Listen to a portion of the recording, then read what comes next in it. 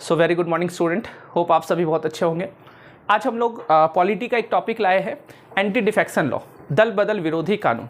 और दल बदल विरोधी कानून से एग्जाम में सवाल आता ही है, तो इससे जुड़ा हुआ जितना फैक्ट है, जितना कॉन्सेप्ट है, उसको आज हम लोग समझ जाते हैं कि इससे जुड़ा हुआ कोई भी क्वेश्चन आए आपका छूटे नहीं। और इस वीडियो को पूरा देखना, आपको इसका कॉन्सेप्ट पूरा क्लियर हो जाएगा। तो चलिए, तो टॉपिक जो है हमारा वो है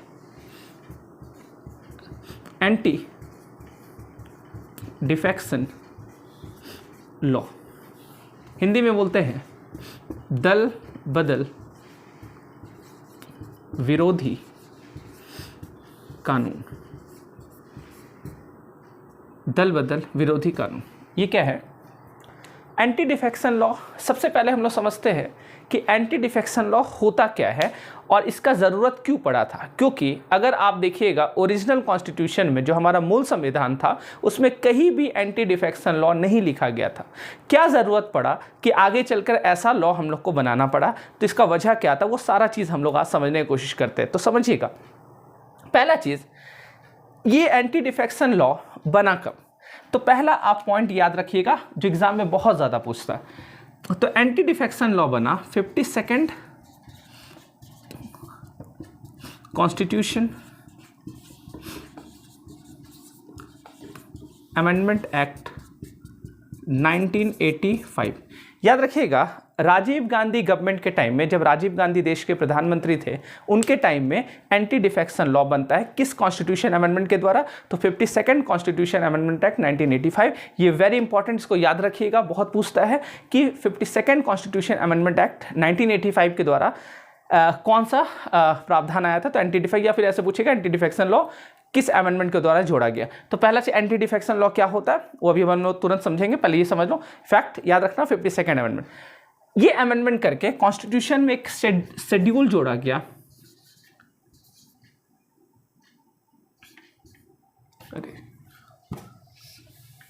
कॉन्स्टिट्यूशन में एक शेड्यूल जोड़ा गया। वो कौन सा शेड्यूल था? तो 10th शेड्यूल, याद रखना, 10वीं अनुसूची। कौन सा शेड्यूल? 10th schedule. आपको मैंने एक वीडियो में बताया था, हाँ, मैं जब एक सिक्किम का वीडियो लिया था, अगर आपने देखा होगा तो उसमें मैंने बताया था कि 10th शेड्यूल पहले भी ऐड हो चुका था, लेकिन उसको फिर क्या कर दिया गया? डिलीट कर दिया गया कॉन्स्टिट्यूशन से। तो मैंने आपको बताया था सिक्किम को जब एसोसिएट स्टेट बनाया गया था तो 10th शेड्यूल वहाँ पे ऐड किया गया था, लेकिन आगे चलकर उसको फिर अगला अमेंडमेंट में उसको खत्म कर दिया गया। तो याद रखिएगा, अब अगर आपसे पूछेगा कि 10th शेड्यूल में क्या आता है, तो आप बताना 10th शेड्यूल में एंटी डिफेक्शन लॉ आता है। अब समझो ये है क्या, ये दल बदल का मतलब क्या होता है? तो आपको पता है कि चुनाव में जो लोग लड़ते हैं तो किसी दल से लड़ते हैं, या कोई निर्दलीय भी लड़ते हैं, लेकिन मुख्यतः कोई दल है ना, दल मिलकर क्या करता, बहुत सारे लोग मिलकर एक दल बनाते, पार्टी बनाते। तो यहां पे नाम पे जाओ कि दल बदल, मतलब दल को बदल लिया। अगर कोई एमपी, कोई एमएलए क्या कर ले? दल को बदल ले। तो इससे क्या होता है समझना।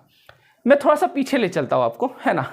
1985 से पहले होने ये लगा था कि एक तरह से बोलो कि खरीद फरोख्त होना शुरू हो गया। खरीद फरोख्त क्या?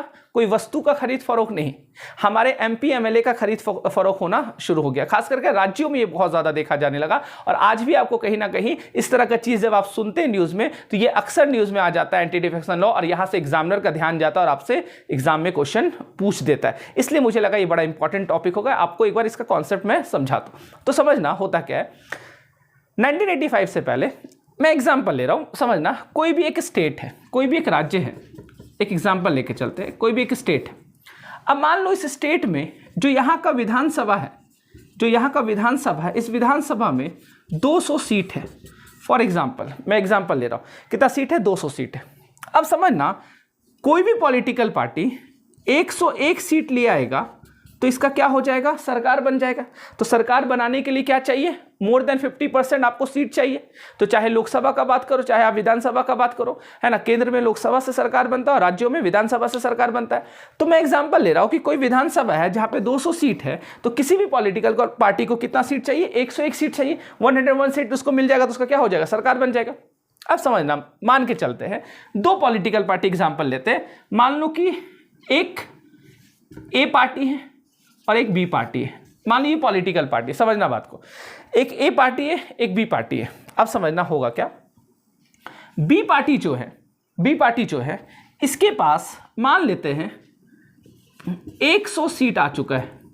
कितना सीट आ गया? 100 सीट आ चुका है।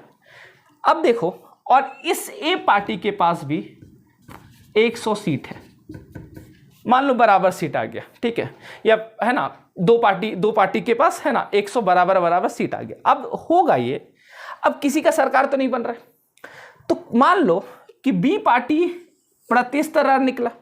इसने क्या किया, ए पार्टी का जो विधायक होगा, जो एमएलए होगा, क्योंकि ये जो 100 सीट पर जो जीत के आए वो कौन जीत के आए? एमएलए जीत के आए। अब ये जो एमएलए होगा, मान लो कोई भी XYZ, कोई भी एक व्यक्ति है, मान लो एक व्यक्ति का नाम है, एक मान लेते हैं एक एमएलए है, उसका नाम है रामलाल। अब देखो क्या होगा, बी पार्टी जो है ये रामलाल को ऑफर करेगा कि एक काम करो, तुम मेरे में आ जाओ। तुम अगर मेरे में आ जाएगा तो क्या होगा कि हम तुमको मंत्री पद दे देंगे, या फिर इसको लाखों करोड़ों रुपया का प्रलोभन दिया कि देखो इतना करोड़ रुपया हम तुमको दे रहे, तुम मेरे में आ जाओ, तुम ए पार्टी को छोड़ दो और बी पार्टी में आ जाओ, और तुम मेरे में आ जाएगा तो मेरा मेजॉरिटी पूरा होगा, मेरा सरकार बन जाएगा, तुमको भी फायदा होगा और हमको भी फायदा होगा। तो इसको प्रपोजल अच्छा लगा और इसने क्या किया, रामलाल ने क्या किया, ए पार्टी को छोड़कर बी में ज्वाइन कर लिया। अब इसके पास सीट कितना हो गया? 101। तो अब बताओ सरकार किसका बन जाएगा? बी का बन जाएगा। अब एक चीज समझना, क्या ये आपको लोकतंत्र के खिलाफ नहीं लगता है? ये डेमोक्रेसी के खिलाफ नहीं लगता है? बिल्कुल ये डेमोक्रेसी के खिलाफ है। क्यों? क्योंकि समझना, रामलाल जब चुनाव लड़ा था और चुनाव जब ये जीता, जब जनता इसको वोट किया, और इसको वोट किया रामलाल के नाम पर और इसका पार्टी के नाम पर। मान लो बहुत लोग जो वोट करते हैं पार्टी का विचारधारा से वोट करते हैं। अब मान लो कि ए का विचारधारा था या फिर इसका जो मैनिफेस्टो था जनता को अच्छा लगा, इसलिए उसने क्या किया, रामलाल को जिताया। तो जनता ने रामलाल को जिताया, ए पार्टी से ये ज्वाइन किया हुआ था इसलिए इसको जिताया। लेकिन अगर ये जीतने के बाद पार्टी चेंज कर लेता है तो जनता के साथ तो खिलवाड़ है, क्योंकि जनता ने बी पार्टी को नकार दिया और ए पार्टी का रामलाल को क्या किया, जिताया। तो अब यहां पे क्या होगा, जनता के साथ क्या होगा, खिलवाड़ होगा।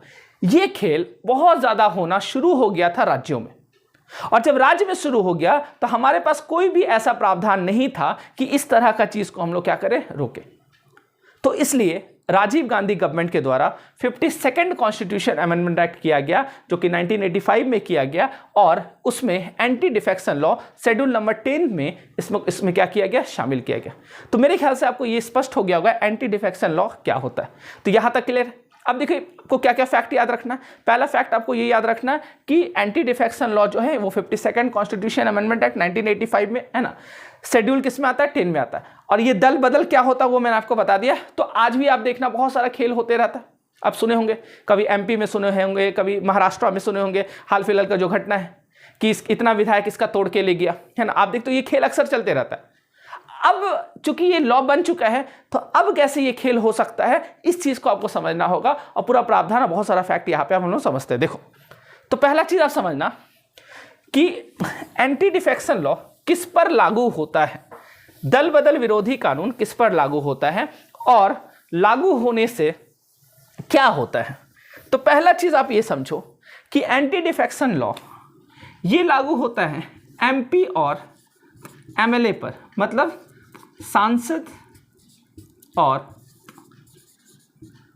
विधायक पर। तो आप पहला चीज ये ध्यान रखना, एंटी डिफेक्शन लॉ किस पर लागू होता है, एमपी एंड एमएलए।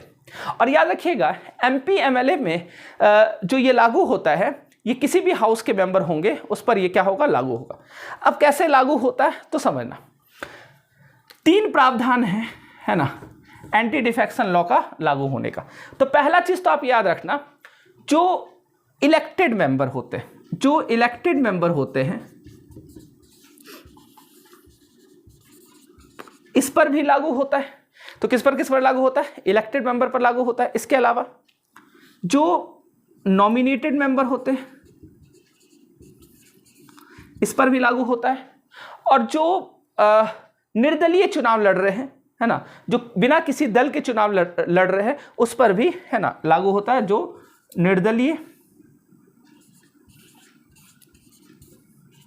निर्दलीय चुनाव लड़ रहा है उस पर भी क्या होता है, ये लागू। निर्दलीय मतलब हो गया बिना किसी दल का क्या होना, चुनाव लड़ना। तो पहला चीज आप ये ध्यान रखना, एंटी डिफेक्शन लॉ किस पर लागू होता है, तो इलेक्टेड मेंबर, चाहे सांसद हो चाहे विधायक हो, मतलब एमपी हो या एमएलए हो, नॉमिनेटेड मेंबर, ये बहुत लोग यहाँ पे आप कंफ्यूजन, एग्जाम में क्वेश्चन पूछेगा कि एंटी डिफेक्शन लॉ किस पर लागू होता है, तो इलेक्टेड मेंबर तो लगभग जानते हैं, बहुत लोग कंफ्यूज हो जाते हैं कि नॉमिनेटेड पे नहीं लगता होगा। बिल्कुल नॉमिनेटेड मेंबर पर भी लगता है, मैं अभी आपको बताऊंगा। और जो निर्दलीय होते हैं, बिना दल के होते, उन पर भी लागू होता है। कैसे लागू होता है समझना। देखो, अगर कोई इलेक्टेड मेंबर, समझना, कोई इलेक्टेड मेंबर अगर इसने एक तो पार्टी को चेंज कर दिया, तो पार्टी को चेंज करिए मतलब दल को क्या किया, बदल दिया। तो दल को बदल दिया, मान लो कोई चुनाव कांग्रेस से जीता और वो फिर बीजेपी में ज्वाइन कर लिया, तो जनता ने तुमको कांग्रेस के नाम पर वोट दिया, कांग्रेस का मैनिफेस्टो पढ़कर वोट दिया, लेकिन तुमने क्या किया, बीजेपी को ज्वाइन कर लिया। तो यहां पे क्या होगा, तो ये जनता के साथ क्या है, खिलवाड़ है, इसलिए इस पर एंटी डिफेक्शन लॉ लागू होगा। एंटी डिफेक्शन लॉ लागू होने का मतलब हो गया कि इसका सदस्यता समाप्त हो जाएगा। याद रखिएगा, इसके हाउस का सदस्यता, सदन का सदस्यता क्या हो जाएगा, मेंबरशिप उसका क्या हो जाएगा, समाप्त हो जाएगा। और जब मेंबरशिप समाप्त हो जाएगा तो एमपी एमएलए रहेगा नहीं, और जब एमपी एमएलए नहीं रहेगा तो फिर मंत्री या जो भी पद उसको मिला वो खत्म हो जाएगा, या फिर जो उसको जोड़कर क्या किया था, अपना मेजॉरिटी प्रूफ किया था, तो उसका मेंबरशिप अगर खत्म हो जाएगा तो मेजॉरिटी भी उसका सरकार का क्या होगा, चला जाएगा। तो आप समझना, तो कोई भी व्यक्ति है ना, कोई भी इलेक्टेड मेंबर अपना पार्टी को चेंज कर दे तो वहां पे आपको देखने को मिलेगा। एक तो ये, दूसरा चीज आप समझना कि अगर कोई भी इलेक्टेड मेंबर जो जिस पार्टी का है वो क्या करे, पार्टी का जो निर्देश है उसका वो अवहेलना करे, उसको व्हिप बोला जाता है। याद रखिएगा, उसको क्या बोला जाता है, व्हिप है ना, हिंदी में बोलते हैं सचेतक, इसको क्या बोला जाता है, व्हिप या सचेतक। अब समझना, कोई भी पॉलिटिकल पार्टी का जो एक निर्देश होता है, जैसे निर्देश क्या होता है, निर्देश ये होता है कि जैसे कि राज्यसभा का चुनाव हो रहा है, अब पॉलिटिकल पार्टी का निर्देश है, बीजेपी है ना, कांग्रेस है, आम आदमी पार्टी है, आरजेडी है, जेडीयू है, ये सब पार्टी क्या करता है, निर्देश देता है कि तुमको इसी मेंबर को वोट करना है या इसी कैंडिडेट को वोट करना है।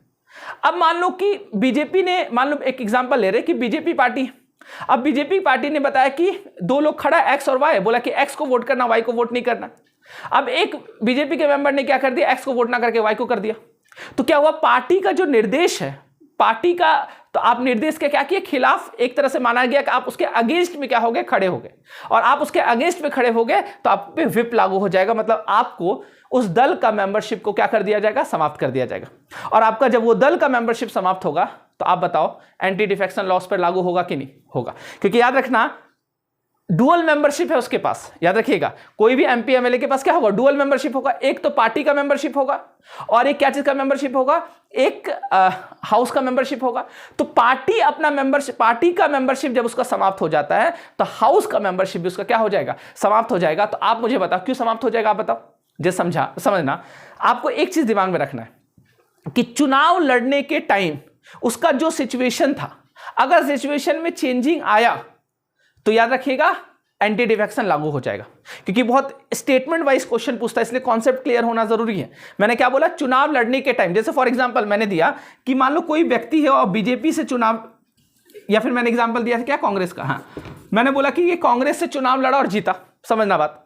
तो ये चुनाव लड़ा किससे, कांग्रेस से, और कांग्रेस से चुनाव जीता, लेकिन जीतने के बाद इसने क्या किया, बीजेपी ज्वाइन कर लिया। तो आप मुझे बताओ, एक तो कंडीशन क्या हो रहा है, इसका चेंज हो रहा है कि कांग्रेस से चुनाव लड़ा और ये बीजेपी में ज्वाइन कर लिया, तो एंटी डिफेक्शन लागू होगा कि नहीं, बिल्कुल, इसका मेंबरशिप क्या हो जाएगा, खत्म हो जाएगा। एक तो ये, दूसरा मैंने आपको बताया व्हिप के बारे में। व्हिप के बारे में क्या है, मैंने बताया कि मान लो कि कोई बीजेपी का मेंबर, मैंने आपको बताया कि इसने निर्देश दिया कि इसको फलाना को वोट करना है, लेकिन एक व्यक्ति ने दूसरे को वोट कर दिया, मतलब उसका निर्देश का पालन नहीं किया। जो भी वो निर्देश देता है बीजेपी की तरफ से, जो भी निर्देश आता है उसका वो पालन नहीं करता है, तो उस पर व्हिप लागू हो जाएगा, उसका मेंबरशिप खत्म हो जाएगा। तो आप मुझे बताओ, कोई भी बीजेपी का मेंबर, मान लो कि कोई भी एक है ना, एक्स नाम का कोई व्यक्ति है, ये बीजेपी का मेंबर है और इसने क्या किया, बीजेपी के अगेंस्ट में जाकर काम किया, तो अब बीजेपी इसका मेंबरशिप को क्या कर देगा, इसका मेंबरशिप को रद्द कर देगा। और जब इसका मेंबरशिप रद्द हो जाएगा तो आप मुझे बताओ, चुनाव जो ये जीता था तो बीजेपी के नाम पर जीता था, ये जब चुनाव जीता था तो ये बीजेपी पार्टी में था, तब लोगों ने वोट किया, लेकिन अब तो ये किसी भी पार्टी में नहीं है ना। ये बात समझ में आ रहा कि अब इसके पास कोई दल ही नहीं है, क्योंकि ये दल क्या कर दिया, इसको हटा दिया। तो याद रखिएगा, जब व्हिप जारी हो जाएगा, मतलब उसको जब हटा दिया जाएगा, अपना पार्टी से हटा दिया जाएगा, तो उसका मेंबरशिप भी क्या होगा, एंटी डिफेक्शन लॉस में लग जाएगा, क्योंकि अब वो पार्टी में नहीं रहा। ये मेरे ख्याल से स्पष्ट होता होगा आपको। अगर दिक्कत आएगा तो एक बार कमेंट सेक्शन में बताना आप, ठीक है। तो ये स्पष्ट हो रहा है मैं क्या बोल रहा हूं कि क्योंकि ये बीजेपी से चुनाव लड़ा था, अब ये किसी भी पार्टी में नहीं है, बीजेपी ने इसको हटा दिया है, व्हिप जारी कर दिया, उसका ये उल्लंघन किया था, तो इसका मेंबरशिप, पार्टी का मेंबरशिप खत्म हुआ। और जब पार्टी का मेंबरशिप खत्म हुआ तो यहां पे भी मेंबरशिप खत्म हो जाएगा ना, क्योंकि मैंने आपको क्या बोला कि चुनाव लड़ने के टाइम में जो चीज था, जिस सिचुएशन में था, उसी सिचुएशन में उसको क्या होना, आगे रहना। अगर वो सिचुएशन में आगे है, उसी कंडीशन में आगे, तब तो ठीक है। अगर कंडीशन थोड़ा भी बदलता है तो एंटी डिफेक्शन लॉ लागू होता है। यहां तक क्लियर है? तो इलेक्टेड मेंबर पर भी क्या होता है, लागू होता है। इसके अलावा याद रखिएगा ये नॉमिनेटेड मेंबर पर भी लागू होता है। नॉमिनेटेड मेंबर पर कैसे लागू होगा, नॉमिनेटेड मेंबर पर कैसे लागू होगा? तो नॉमिनेटेड मेंबर पर ये जो लागू होता है, ये अगर कोई नॉमिनेटेड मेंबर, मनोनीत सदस्य, आपको पता है जैसे राज्यसभा में 12 सदस्य मनोनीत होते, पहले लोकसभा में 2 एंग्लो इंडियन होते थे, अब तो नहीं होते वो, है ना। विधानसभा में भी 1 एंग्लो इंडियन होते थे, विधान परिषद। तो आप समझ ना, नॉमिनेटेड मेंबर का मतलब होता है जो चुनाव लड़के नहीं आता है, राष्ट्रपति के द्वारा या राज्यों में गवर्नर के द्वारा उसको क्या किया जाता है, मनोनीत किया जाता है, नॉमिनेट किया जाता है।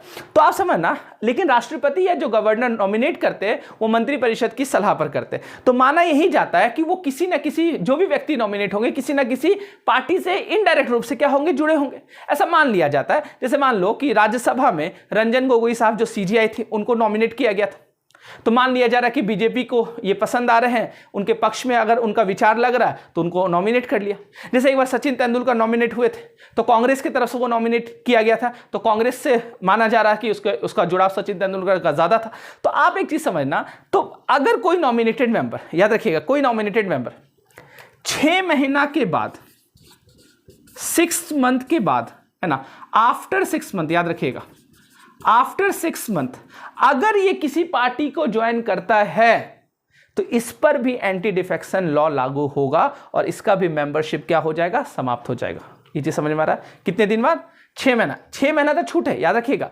6 महीना के भीतर अगर मान लो वो ज्वाइन कर लिया कोई पार्टी, तो कोई दिक्कत नहीं, उस पर एंटी डिफेक्शन लॉ लागू नहीं होगा, क्योंकि माना जाएगा कि यही पार्टी वाला तुमको नॉमिनेट किया, वो पार्टी को तुमने ज्वाइन कर लिया।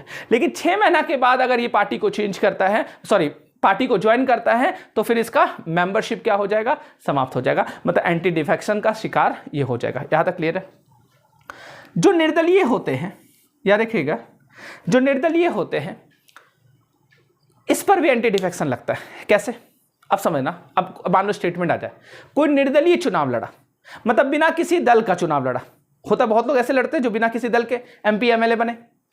अब वो क्या किए, वहां जब वो पार्लियामेंट या फिर वो विधानसभा में जब जाएंगे तो वहां पे उसने क्या किया, पार्टी चेंज कर लिया, सॉरी पार्टी ज्वाइन कर लिया। पार्टी चेंज नहीं, क्योंकि पार्टी तो था ही नहीं, निर्दलीय था। तो उसने क्या किया, पार्टी ज्वाइन कर लिया। तो आप मुझे बताओ, जब वो पार्टी ज्वाइन करेगा तो आप समझो, मैंने आपको क्या बताया कि चुनाव लड़ने के टाइम में जो कंडीशन था, तो चुनाव लड़ने के टाइम में क्या कंडीशन था कि वो किसी भी दल का नहीं। तो जनता ने आपको इसलिए वोट किया और सारे दल को जनता ने नकार दिया और आपको वोट किया क्योंकि आप किसी भी दल में नहीं हैं, तो जनता ने आपको वोट करके वहां पे, है ना, पहुंचाया। और जैसे आप वहां पे पहुंचे हाउस में, आपने पार्टी को क्या किया, ज्वाइन कर लिया।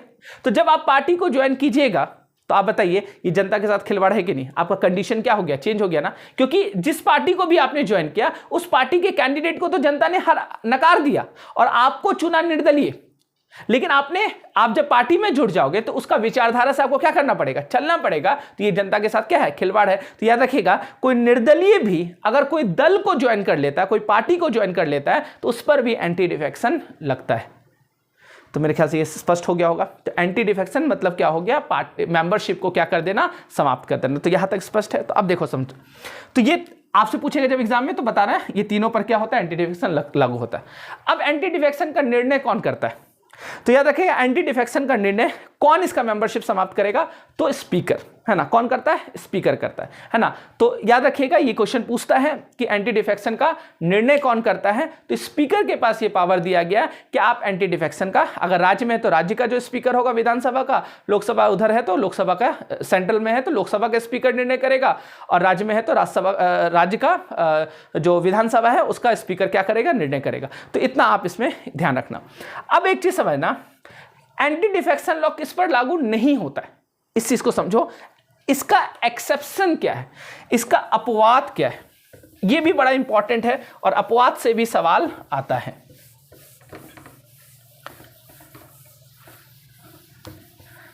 इसका एक्सेप्शन क्या है?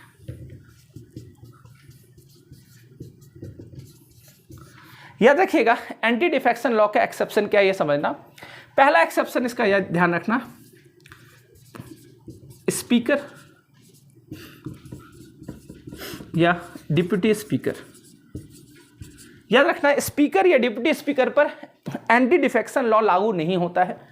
इनको पार्टी से ऊपर माना जाता है, इनका पद का इतना गरिमा है और पद का गरिमा को ध्यान में रखते हुए इन पर एंटी डिफेक्शन लॉ लागू नहीं होगा, पहला चीज, ठीक है। दूसरा चीज, और ये किस पर लागू नहीं होता है? तो अगर टू थर्ड मेंबर किसी पार्टी में विलय हो जाए, मिल जाए, है ना, विलय हो जाए या फिर है ना मर्जर हो जाए, उनका विलय हो जाए या मर्ज हो जाए, कितना? 2/3। याद रखिएगा 2/3 का मतलब क्या हो गया समझना। पहले ये संख्या 2/3 नहीं था, पहले ये संख्या था 1/3। पहले नियम था कि अगर 1/3 मेंबर, जैसे समझना, जैसे मैं एग्जांपल दिया कि मान लो कि कोई कांग्रेस का मेंबर है, अब बीजेपी वाले लोगों ने क्या किया, उसको ऑफर किया। अगर मान लो कि 10 मेंबर, एग्जांपल ले रहे हैं, है ना, मान लो कि 10 मेंबर कांग्रेस का है और 10 मेंबर जो है, अब 10 मेंबर में किसी एक मेंबर को क्या किया, पार्टी को चेंज करके बुला लिया अपने पास।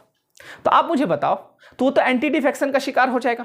वो अगर पार्टी चेंज करेगा तो एंटी डिफेक्शन हो जाएगा। लेकिन बोला गया कि अगर 2/3 लोग एक साथ पार्टी चेंज करेगा तो उसको एंटी डिफेक्शन नहीं माना जाएगा, तो उसको विलय माना जाता है कि 2/3 मेंबर एक ही साथ पार्टी को क्या किया, चेंज किया। इसका मतलब माना जाएगा पार्टी में ही खोट है ना, 2/3 मेंबर एक ही साथ चला गया।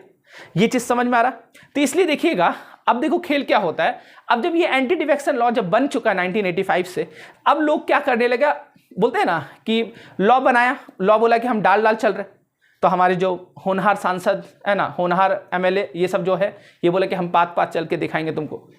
तो अब वो लोग क्या करते हैं कि देख लेते हैं कि 2/3 मेंबर अगर एक साथ आ जाए, तो पता चला 2/3 मेंबर को ऑफर दे दी और 2/3 मेंबर को एक साथ ले आए। अगर 2/3 मेंबर एक साथ आया पार्टी चेंज करके, तो एंटी डिफेक्शन भी नहीं हुआ और उस पार्टी में भी ज्वाइन कर ली। तो ये विलय माना जाता, मर्ज माना जाता कि 2/3 सदस्य अगर एक बार में आ गया, 1-2 सदस्य आएगा तब तो गया, है ना, 2/3 सदस्य अगर एक बार में आ गया तो फिर वो है ना एंटी डिफेक्शन का शिकार नहीं होता। ये इसका अपवाद है। ये मेरे ख्याल से स्पष्ट हो गया। पहले ये संख्या कितना था, 1/3। तो अब एक सवाल बनता है कि 1/3 जो संख्या था, इसको बढ़ाकर कितना कर दिया गया, अब 2/3। तो 2/3 जो है ये कब किया गया, है ना, एक सवाल बनता है कि 2/3 किया कब गया। तो आप याद रखिएगा, ये एक अमेंडमेंट किया गया था, एक और अमेंडमेंट हुआ एंटी डिफेक्शन। एक तो हुआ था 52nd अमेंडमेंट 1985 और ये अमेंडमेंट हुआ था 91st, याद रखिएगा, 91st कॉन्स्टिट्यूशन अमेंडमेंट एक्ट 2003।